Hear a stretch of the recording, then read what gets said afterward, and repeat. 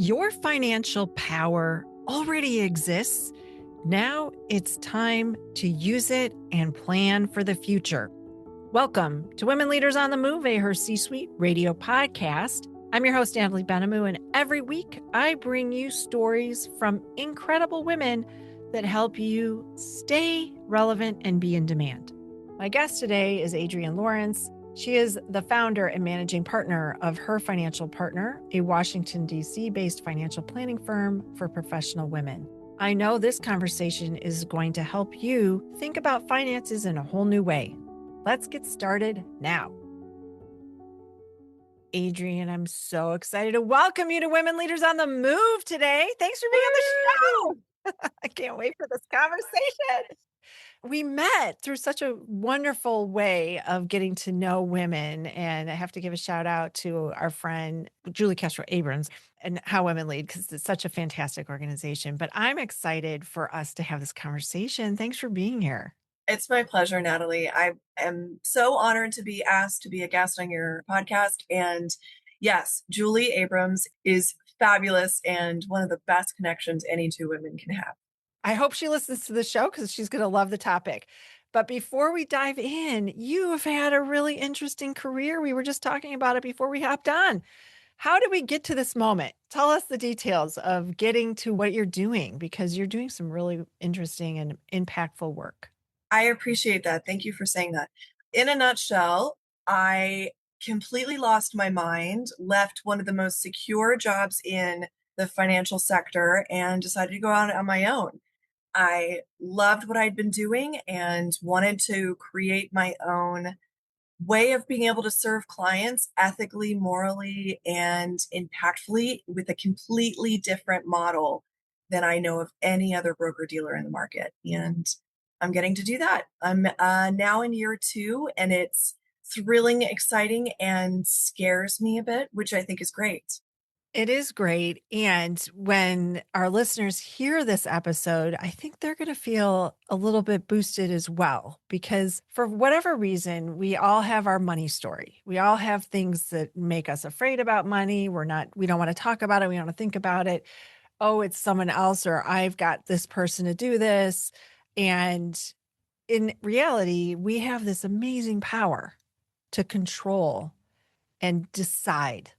And I think we don't realize how much power we have, but we make 85% or more of the buying decisions and healthcare decisions. So knowing that, you have something exciting that you're working on, and I think it ties in beautifully with what we're going to talk about. So share with us. Over the next couple of years, a publisher and I are working on a book together, and we decided to release a chapter that summarizes the overall topic. It doesn't go quite into much detail, but it is a free digital download for anybody to be able to look at and start reading up. It's got a lot of research in it, and you can look at the links. It's called Women Create Wealth, and you've made the salient point. Basically, we already have within us what we need, but it's the fear that's stopping us from being able to say that and know that we're the right person to make those financial decisions. You just need a third party to work with you. So when you are female, you actually make better decisions than men for the most part, from what actual studies are showing. Of course, this is on average, there's always an exception, but women really are better at making their own financial decisions than almost anybody else. So there's some really cool numbers to back this up, and a bunch of different situations where we can look at it. And I'm just excited to be able to share this with clients, prospective clients, and also just people who want to be able to know that they are empowered. I think that's the key, because I discovered about 6 years ago, I had always had someone investing at a bank. We'll call it a big bank. And I really had never paid a lot of attention. I was successful in my business, made, very great income. And so I didn't really pay attention to the details until one day, because of the work I do, I said, I really want to be intentional about my investing. I want to invest in female-led companies. What can you give me? First, the person didn't know. I don't know any female-led Fortune 500 companies. That was my first red flag. And I was like, okay, well, maybe you should go do some research and come back. So they came back with the binder, and it was really like, a previous I felt like it was a previous political run where it was like, here's the binder of the women, that's like 1 inch thick. Here's all the companies that are. And I thought, there's just something not feeling right about this. And there's a couple other things, and I ended up making a change. But until that time, I kept going along. And I'm sure you deal and work with women that might have been in a similar situation. And so that's my question for you is we tend to kind of go along until something makes us wake up and say, maybe there's another option. So, what are some experiences that you've had that are like that with some of the people you work with? So my company is called Her Financial Partner. So for the most part, I work primarily with women. I do have male clients, and I even had one guy not dragged in by his partner come to me and say, you have to be my financial planner. So I am happy to accept anybody, but I work primarily with women. So whether the woman is in a partnership, regardless of what her orientation is, whether she's in a partnership or not, it's unlikely for her to be active in a conversation with a financial advisor. I have often found that single, successful women, these are successful women in the C suite making real decisions in the workplace, are just incredibly hesitant to make their own financial decisions. You said a really important stat a couple minutes ago. 80 to 85% of financial decisions are made by women in the household. That particular statistic is the everyday financial decisions. So, what kind of toilet paper am I going to buy? Brand, quantity, all of that. The decisions that I'm talking about are not the day to day, it's the family or your household wealth building decisions. So, whether you're going to take the money you have and grow it or not, which is a choice either way, not doing anything is still a choice. So, women, even single women, often choose not to do anything because of a variety of reasons, starting from childhood of being told they aren't enough. They're not smart enough. They're not gifted enough. That's not where their talents lie. That's, whatever it is, they're not enough to be able to be the right person to make those decisions. So, as you and I were both talking about a few minutes ago, a woman really is the best person to make those decisions. So, our conversations with my clients usually revolve around one, pumping them up so that they know that, yeah, actually, they're a vice president of X company. And therefore, not only do they make those decisions regularly for a company, they're the best person to be able to make the decisions when I present them with options, right? Because a financial advisor doesn't tell you what to do. That's sometimes clients will come to me and they'll be just like, no, just tell me what to do. No, no, no, no. You tell me what you want, and then I give you a menu of options based on specifically what's going to help you grow and what will be presented with your type of risk and those types of things involved. So it's very specific to you. It's not like a McDonald's menu. This is a couture kind of menu, custom for you. So it's empowerment, it's talking about things that they already talk about in their business life and making it really accessible. So I really love that you went to your financial advisor at the time and were like, I want to ethically and morally start a portfolio that really matters to me. So I'm actually more involved. There are amazing people who are doing really cool work. One of the names that I want to mention, and I think I'm going to miss her name, but Patricia Lizarraga, she's the founder and chief investment officer of Hypatia Capital. And she started a really cool ETF. So, in case somebody doesn't know what an ETF, it's basically a stock you can buy that's actually a collection of other stocks. So, she created an ETF on the New York Stock Exchange called WCEO. And interestingly, it is a collection of all the companies in the Fortune 500 that are led by women. So, this would have been the perfect example of what you were looking for. It's a very simple purchase because you can buy just one of the stock. The last time I looked, it was about $35. Or you could buy a whole selection, maybe $1,000 worth of that stock. And you would have been invested directly in companies that women are leading now because she updates the ETF as things change. And there's a number of examples and ways that you can do that depending on what level you are in your portfolio and where you want to send it. Another common topic that I often talk about with my female clients, and they'll usually bring it up, is where they want to give. Women give with a lot more intention, and there are ways for you to be able to strategically do that, both with a tax strategy and also with a heart strategy, and making sure that your dollars will make a difference. That example was so good because I think it's only been 3 years. It's relatively new, right? The thing that she launched. You got it totally right. Yeah, she launched it in January of 23. If you are thinking about, the women that you're working with and those executive women, what is it that flips the switch other than saying you're already doing this? What are some other things our listeners could be thinking about to feel more empowered to make some of those initiatives and start, getting curious to learn? I think that's the thing is we feel I don't really like the word imposter syndrome, but we feel like, well, I don't know how to read the Financial Times. So what am I going to be able to ask?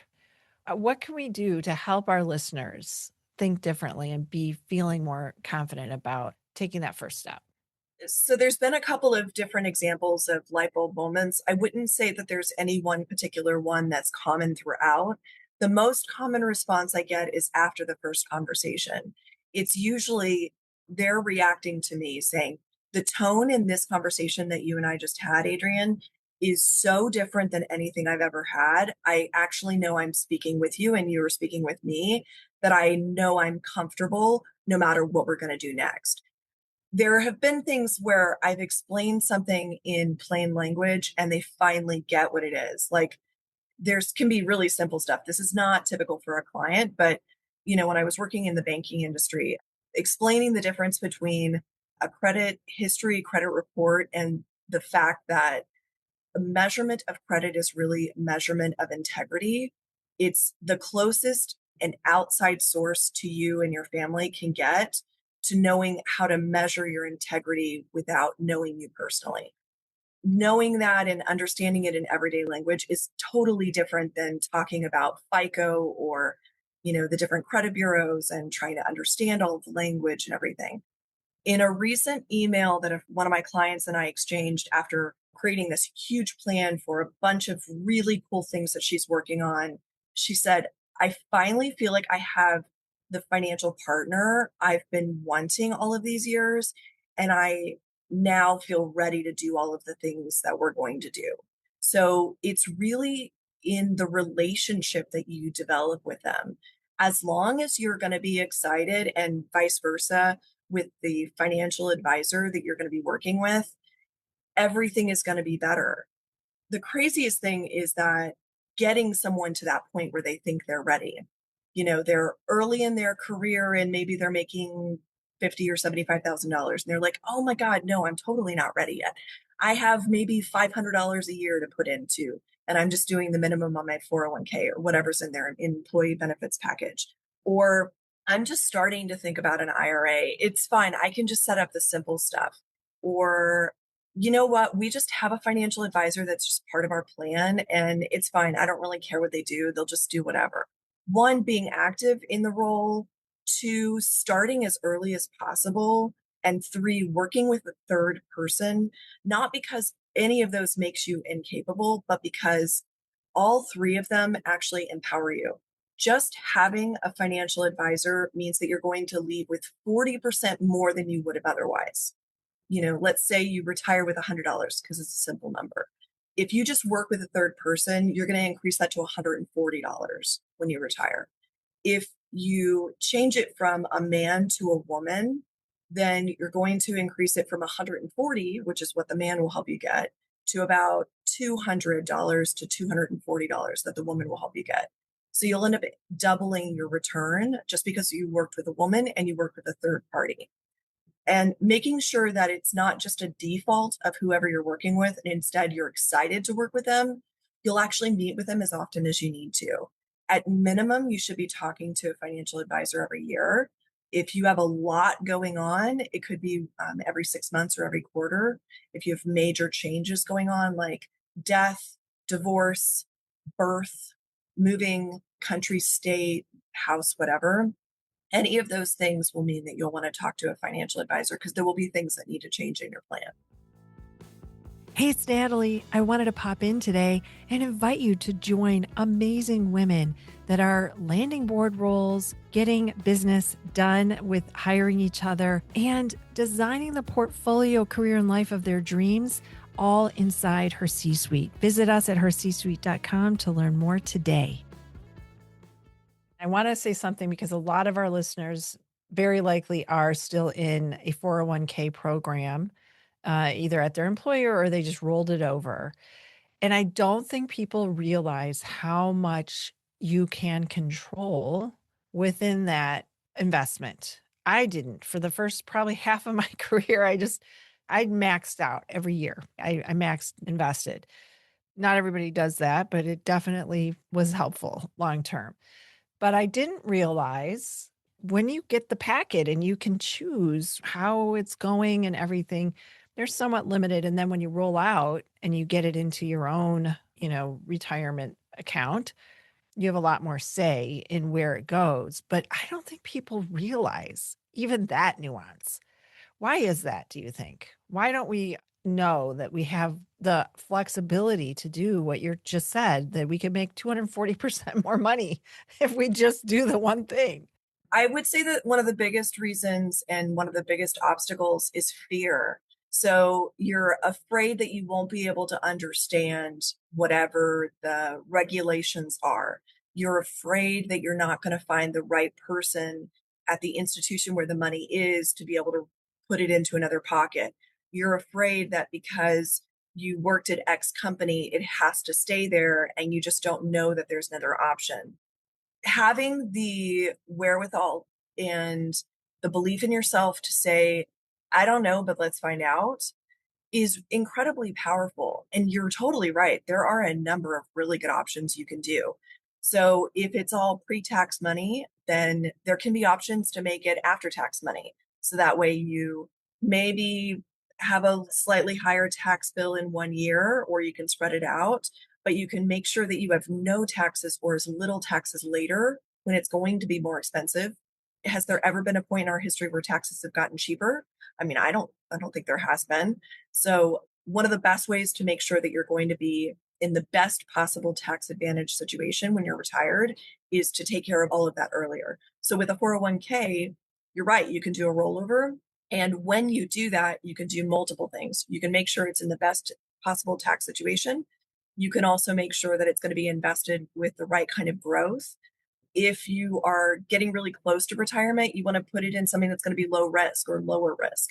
If you have 10 years or longer, you could look at something that's going to be higher risk with a better return. If you have more than 20 years, you can look at something that has a substantial amount of risk, but still stomach it. It's not, we're not talking venture capital or anything like that, but will give you like real growth so you can see an exponential return where it's going to grow 4, 6, 8 times more. So, yeah, you're totally right. There's obstacles that prevent us from doing that, but it's just hearing it somewhere, like on your podcast or talking to your friends and saying, gosh, I don't know. And hopefully somebody tells you, and just knowing you're going to be okay. The biggest question that the digital chapter asks is, does it matter if a woman is in the financial position? Does it matter when she's CEO? Does it matter when she's a board member? Does it matter when she's the person making her own financial decisions, or she's in a relationship and she's part of the conversation? And does it matter when she's the financial advisor? And I mean, I don't want to cut myself at the knees, but to be honest, in every single case, it's in her advantage. Each one of those situations, it's a little like stacking quarters. So each one of them holds a decent amount of value to it. But if you stack them where multiple things are true in a situation, she is the person in the conversation or the relationship, and she's part of the conversation making those decisions. She's working with a financial advisor who is female. And then maybe she's a board member, or she also happens to own her own company, or she's the CEO. Those 3 or 4 things that you can stack have an exponential return. So you don't have just a small incremental, it's 3 times 3 times 3, where you're multiplying and not adding. In any of the 4 situations, it's usually a couple $1 million difference on the low end, where talking about a 10-year horizon or longer, you're looking at a $2 million or more difference in her favor when she's part of the conversation or whatever that is. When you start stacking it, you're looking at somewhere in the ballpark on the low end of about $5 million to $10 million. And if you're looking at someone with just a moderate income of maybe 150 or $200,000 a year, you're looking at like a 10 to $15 million difference. It's amazing how the math works in your favor if you are just involved in the conversation and work with a female financial advisor. I think one thing I would encourage is even if you don't understand what you're looking at, look at it anyway. I've got an app and I couldn't sleep last night. I was like, is it tracking that I'm looking at? I just want to see like the markets were down. I just want to see like, is it still like, is it scary or is it okay or whatever? Even if you don't understand necessarily what it is, the details behind it, you can understand green and red. I, I hate to be that basic, but you can understand. If everything's in red, you should be worried. You have made so many interesting Is points. that so basic? No, one that wasn't basic at all. That wasn't basic at all. I mean, I do know a little more than green and red, but I'm just saying, like, to start, just know that you're not all in the red column. It's like, I just loved that reference. That was really good. So, first, I respect and I love that you check your accounts. Also, don't give yourself too much anxiety. no, I don't. I don't check it every day or every hour or anything like that. It's just every once in a while, I'm like, hey, I haven't checked in a while. I'm just going to take a peek, Yeah. Yeah. And if you're seeing red, like on the screen, Yeah, there's going to be ups and downs. So, there's totally going to be ups and downs. So I've worked with people in the past. None of my clients currently do this. People in the past have come to me and said, my portfolio or my stock accounts dropped by X amount because of whatever decision in the market. And I pulled it all out because I panicked. Holy mackerel. Wow, wow, wow. Don't do that. One, that's why you want a financial advisor. So it's never because the person can't do it, it's because that third person will help you come out of the emotional state that we all of us get into. Second, if you actually pull out of a time like that, or you let a time like that stress you out, what ends up happening is that oftentimes you'll realize what's called realizing the loss. So it's kind of a fictional thing until you actually take the money out and do the transaction, basically. So if the markets are down, what I actually suggest is don't look at it. That's when you don't. no, I mean, for me, it's just every once in a while curiosity, like, oh, I mean, I do kind of stay on top of it, but well, hopefully my color coding is, example, but I just want to encourage people to think about this. I have one last question. There is a wealth transfer coming. People talk about it. Can you share for our listeners to understand what is it that's happening? Because I don't know that everyone even knows about it, understands. It's funny, a neighbor asked me about this at the Christmas party, my building's holiday party, and he didn't believe me. I told him that I had written this digital chapter. He's in his 80s, and he said it was literally impossible for there to be a wealth transfer. So I really love that you asked this question because this answer is for him. We're at an interesting point in our history because the wealth transfer is the amount of money and the significant, it's like 80% of the world's wealth is going to be transferred to women, originally predicted in 2030, and is now saying to happen as early as 2028 through a variety of reasons: divorce, death, inheritance, all kinds of different reasons. Women will end up being in the decision role for about 80% of the world's money, not just our country's money. And that puts women in a position that we haven't been in recorded history that I know of. We will actually be the people who will be empowered to make the decisions. But one of the common things that's found is that when a woman inherits money and she didn't make the money, she feels less empowered. And it's often more money. So, talking to those women, the women who are going to inherit it, you are just as capable to be able to make the decisions as the woman who makes her money. So, know that by you not doing things to invest and to grow it, you are making a choice to limit it. And you're not just limiting yourself, you're limiting all of the people and companies and growth that the world can have because of what you will correctly do. I don't want to say that all women and all men are good or terrible at making decisions. That's not it at all. It's that women typically just have a wider view.